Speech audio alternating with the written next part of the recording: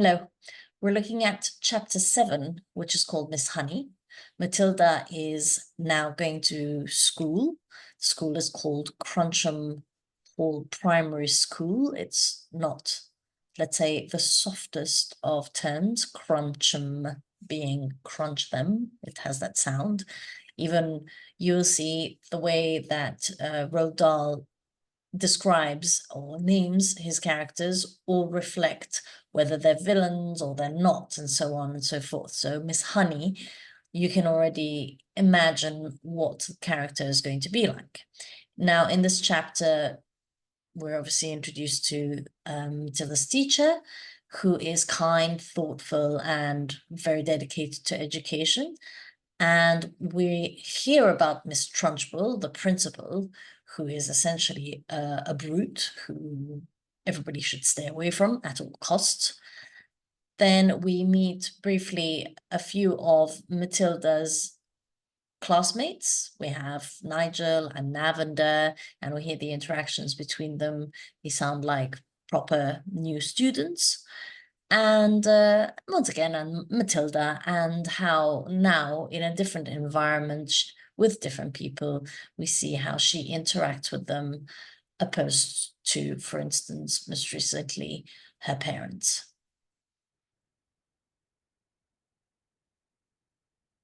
The chapter opens looking at Mr. and Mrs. Wormwood and their continued negligence of Matilda.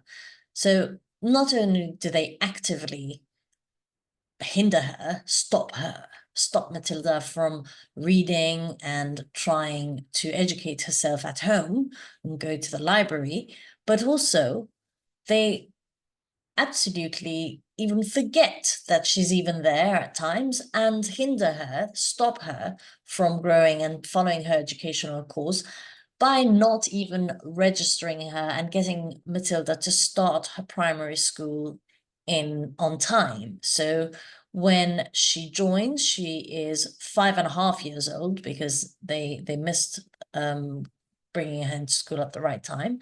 And we are also introduced to the main players of the school, which is Miss Trunchbull, where we are advised at all costs in terms, although it's a fictional, she's described as a formidable middle-aged lady. Also, formidable obviously is very impressive, and her name, Miss Trunchbull, isn't, the softest name that you can imagine.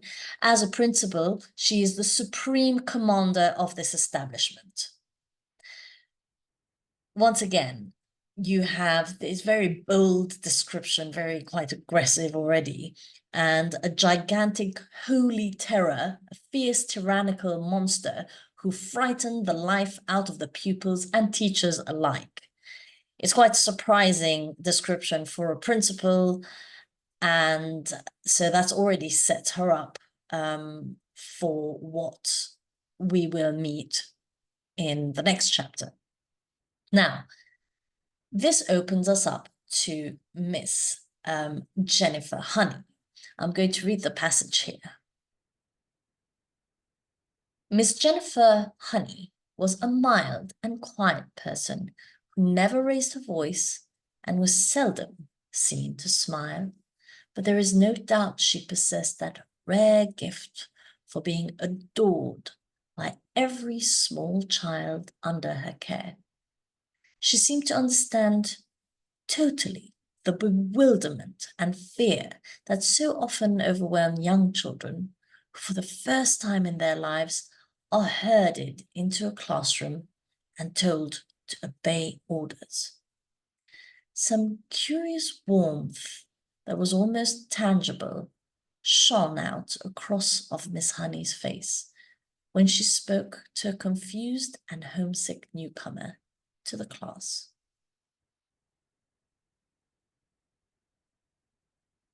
The description of Miss Honey comes as a complete contrast to Miss Trunchbull right before her. Comparatively, Miss Honey is described as this very gentle, fragile figure. She's said to have a like porcelain face, porcelain being the daintiest of china, of earthenware. An oval Madonna face, a Madonna face being Madonna, the mother of Jesus Christ in the Christian religion, which is obviously represents peace and love and everything, and daintiness. So she's also described as being extremely quiet, and yet with very little effort, she, as it says, some curious warmth. It's in her that she's able to have every child adore her.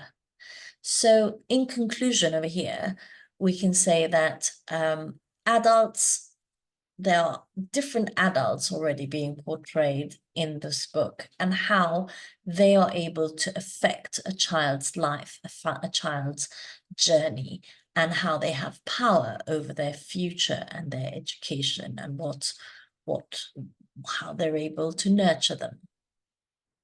We also have Miss Honey is clearly an ally to Matilda. She is already soft-spoken, she's sincere, she's serene, and we can already see that her interest in nurturing and educating the children is probably going to be something that Matilda is able to latch on to.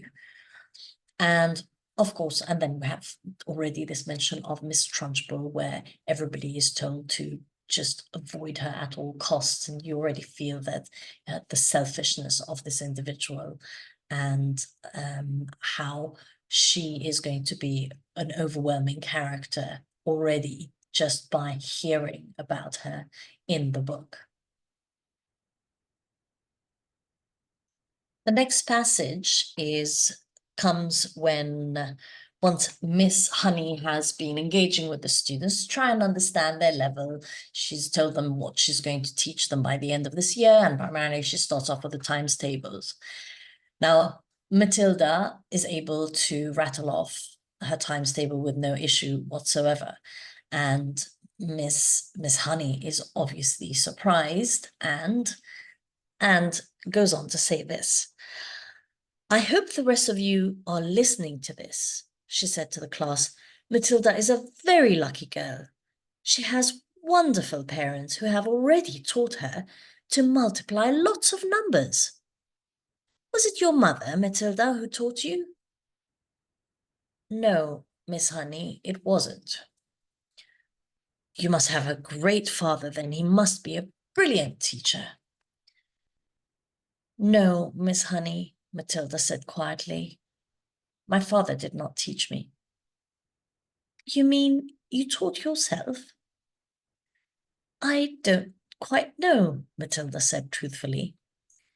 "It's just that I don't find it very difficult to multiply one number by another." This passage takes us back to the beginning of the book, where the narrator is describing what parents should be like, and Matilda's responses, which are very muted, and she simply answers Miss Honey's questions in terms of your mother must have helped you, and she just says no. She's very quiet about it, and that betrays, it must be some feeling of shame and sadness and disappointment, because of course her situation at home is not normal, and that is what the narrator is trying to highlight once again. The Wormwoods are not giving the normal support that Matilda deserves. And again, the idea is to make us feel very sorry for Matilda and understand how unique her situation is for having parents like these. And also she's very mature in that she's sensible enough to not want to make an awkward situation more awkward in front of all the class, talking about what her parents are doing and what they are not doing, and how she is essentially not in that ideal home situation. She also probably can sense that Miss Honey might be upset by knowing that her conditions at home are are neglectful, and she has unkind, uncaring parents, so she doesn't bring it up. The other thing, which is very sweet here with Matilda again, and shows that the author wants certain qualities to be highlighted, and for her as the protagonist to be seen of a superior and moral character, is the fact that she's not boastful. She doesn't show off about being so capable at her young age. She just says it as a fact that she's able to do these things, that she's able to read, where, I mean, masses more than her peers can, and the fact that she's able to do sums in her head. She just says, when Miss Honey asks her to explain, she goes, "I don't know how to explain it." So the humility of this girl is something that the author naturally wants us to see as a positive characteristic. Mrs. Honey, through her engagement with Matilda, shows how sensitive and sensible she is. She goes from one task to the other, exploring Matilda's ability to sign off.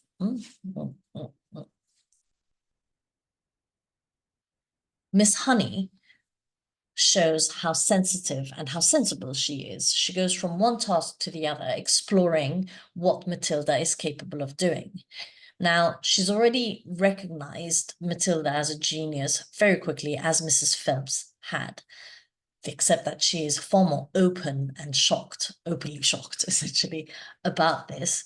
And also, it's obvious that she would have expected the parents to have an active role in nurturing such a brilliant child. And once again, this goes back to what normal parents are expected to do in normal circumstances. But this naturally triggers off in her a need and understanding that Matilda absolutely needs to be supported.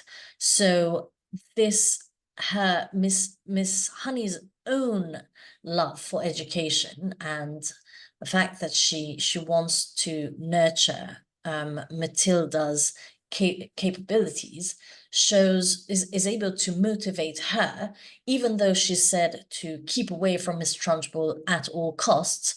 She's able to fight this in order to create the opportunities that are needed for Matilda.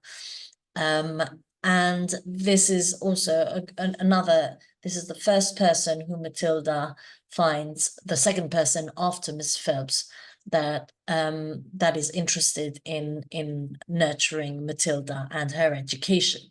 In terms of education, yes, it's fantastic that Mrs. Honey is able to grow in her own right as someone who is scared of Mrs. Trunchbull, but allow her fear to be overcome by the need for Matilda's educational progression.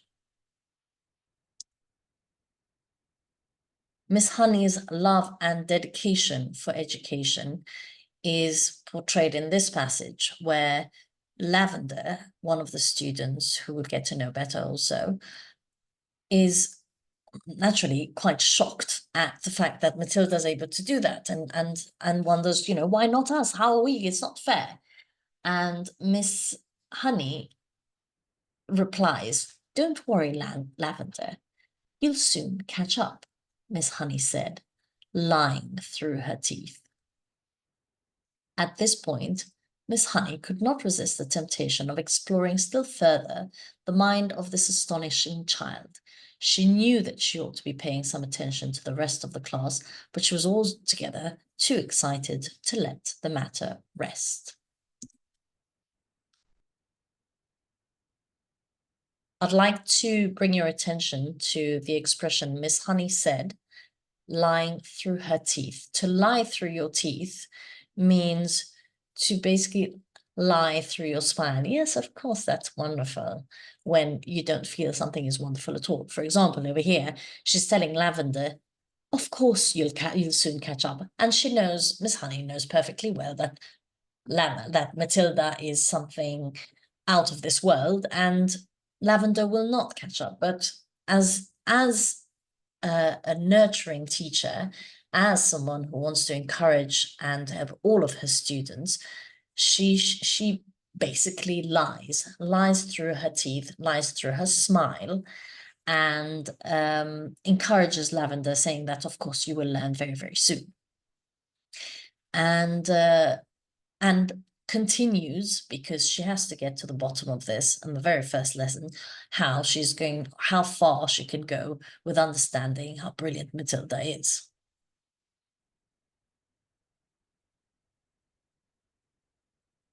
The exercises continue, testing Matilda in terms of what she knows, and then finally Miss Honey gives her a limerick to read. Now, a limerick, they're a personal favorite. They're not particularly high-minded poems. But they're a lot of fun, and the structure, as in how they're written, is the rhyme goes the first and the second line rhyme, the third and the fourth line rhyme, and the final line rhymes with the first two.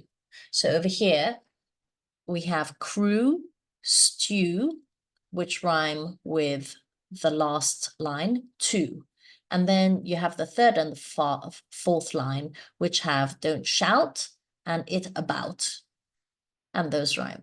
So this one is a fun one. An epicure dining at Crewe found a rather large mouse in his stew. Cried the waiter, don't shout and wave it about, or the rest will be wanting one too.